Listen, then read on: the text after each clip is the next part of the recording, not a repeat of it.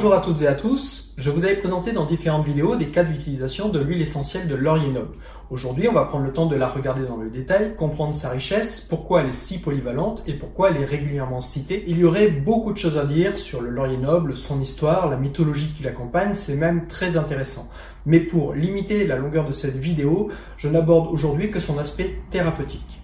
De par sa polyvalence et sa sûreté d'emploi, l'huile essentielle de laurier noble est clairement une huile indispensable d'une trousse d'aromathérapie.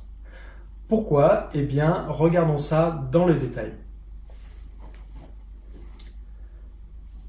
C'est une huile anti-infectieuse, grâce à la présence d'oxyde terpénique, d'alcool terpénique et de terpènes, utile que ce soit contre les infections des voies respiratoires, les infections intestinales, les infections de la cavité buccale et même de la peau. C'est également une huile expectorante et mucolytique, essentiellement grâce aux oxydes terpéniques, ce qui va à merveille se combiner avec ses propriétés anti-infectieuses de l'arbre respiratoire dont je viens de parler. C'est une huile spasmolytique, grâce aux esters et alcools terpéniques, comme le linalol. Ça va agir sur les contractions de l'intestin et de certains muscles. Ses propriétés anti-inflammatoires et antalgiques sont dues à la présence des esters, des oxydes et des terpènes, ainsi que de l'eugénol, ce qui va en faire une huile très intéressante dans les douleurs ostéomusculaires comme les rhumatismes et l'arthrose. La présence d'eugénol et de méthylogénol fait que c'est une huile très adaptée pour beaucoup de problèmes de la cavité buccale, que ce soit les aftes, les douleurs dentaires, etc. C'est également une huile qui agit sur le mental puisqu'elle est stimulante et aide à retrouver confiance en soi. Quand je vous disais que c'était une huile très polyvalente, maintenant vous voyez pourquoi. Mais, sujet très important, comment choisir une bonne huile de laurier noble? La première des choses à regarder, au-delà des 7 critères qu'il faut vérifier pour s'assurer de la qualité d'une huile, est sa zone de production. Il est fortement recommandé de prendre une huile de laurier noble qui est produite autour du bassin méditerranéen. C'est là que la plante va développer une composition chimique intéressante. Alors oui, on va parler chimie, mais pas d'inquiétude, si vous n'y connaissez rien, regardez tout ça simplement comme les ingrédients d'une recette de cuisine. De toute façon, les points de vente sérieux seront toujours à même de vous donner ce détail et même certains sites les rendent directement consultables en ligne. Pour vous permettre de suivre, je vais à nouveau m'éclipser derrière le tableau. Donc, pour qu'une huile de laurier noble soit considérée comme médicinale, elle doit contenir au minimum 35% d'un 8-cinéol qui est un oxyde terpénique. Ce taux peut monter jusqu'à 70% chez certaines productions, mais comme on va le voir, c'est pas forcément très intéressant. Je rappelle, le 1,8-cinéol, c'est vraiment cette molécule de l'arbre respiratoire avec de bonnes propriétés antivirales. On doit trouver également 15 à 25% d'alcool monoterpénique, dont du linalol, du terpinéol et du terpinène 1-ol-4.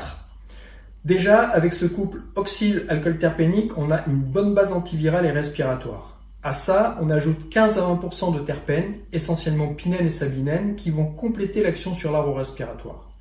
Puis viennent les esters, importants pour l'aspect antispasmodique. On en trouve entre 15 et 20%, essentiellement de l'acétate de terpényle et du formiate de terpényle. À ce stade, on peut réaliser une chose, c'est que si le pourcentage d'oxyde est trop élevé, et il peut l'être, puisque dans certaines productions, le taux d'oxyde peut atteindre 70%, on voit que ça laisse pas beaucoup de place pour les autres composés. Au final, ça ferait un bon laurier noble typé respiratoire, mais il serait moins polyvalent que lorsque la répartition entre les familles chimiques est plus équilibrée.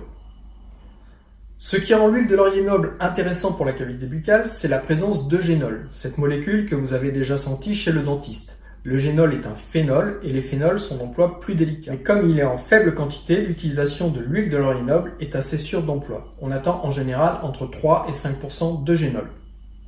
De plus, les phénols sont des puissants anti-infectieux et même à petite dose, l'eugénol vient compléter l'action combinée des oxydes, alcool terpénique et terpènes. Et cerise sur le gâteau, l'action de l'eugénol est augmentée par la présence du méthylogénol qui est un éther. On en trouve autour de 6% dans l'huile essentielle. Plus on regarde sa composition chimique, plus on lui trouve un équilibre intéressant. Et on va terminer le tableau par d'autres molécules, comme les sesquiterpènes, les sesquiterpénols, les lactones, les acides lauriques, que je ne détaillerai pas plus ici, car en faible quantité, mais qui ne sont pas pour autant inactives.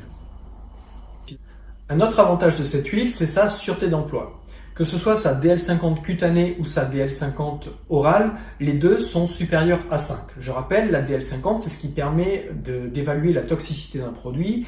Une DL50 supérieure à 5 permet un usage sans risque. Si vous voulez plus d'informations sur le DL50, je vous renvoie à ma vidéo sur l'utilisation de la voie orale en aromathérapie où je détaille tous ces concepts-là. Il y aura donc peu de contre-indications à l'utilisation de l'huile essentielle de laurier noble. Les personnes au terrain allergique prendront soin de faire un petit test avant l'utilisation, c'est-à-dire qu'on va mettre une trace d'huile essentielle dans le pli du coude et puis on va attendre 20-30 minutes pour voir s'il n'y a pas une réaction allergique. Comme il y a de 1,8-cinéole, les personnes asthmatiques devront prendre un avis médical avant de l'utiliser en diffusion ou en inhalation. La présence d'eugénol et méthylogénol fait que normalement il faudrait prendre certaines précautions, mais vu leur faible concentration, si on utilise l'huile essentielle de laurier noble aux quantités thérapeutiques recommandées, l'usage est sans risque. Pour les personnes enceintes et allaitantes, là c'est un peu différent, puisque dans certains ouvrages en fait on va carrément déconseiller l'utilisation de l'huile essentielle de laurier noble. À mon avis, c'est une précaution excessive parce qu'on peut très bien l'envisager en dilution si on prend un avis médical avant. C'est une huile qu'on peut employer seule ou en synergie, alors seule dans un contexte d'urgence, comme par exemple pour traiter une gastro ou un aphte. J'avais traité d'ailleurs les sujets dans 2 vidéos et je vous invite à regarder ma playlist « Une plante, une huile, un contexte ». En synergie, elle sera très utile pour traiter des problèmes d'infection en tout genre, y compris celles des voies respiratoires, mais également des problèmes ostéomusculaires, des problèmes de peau, des problèmes de cavité buccale, comme on vient de le voir. Et puisqu'on parle de synergie, sachez qu'on peut très bien remplacer l'huile de Ravinsara par le laurier noble dans la majorité des synergies. Ce sont 2 arbres qui appartiennent à la même famille et leurs compositions chimiques sont presque identiques à quelque chose près.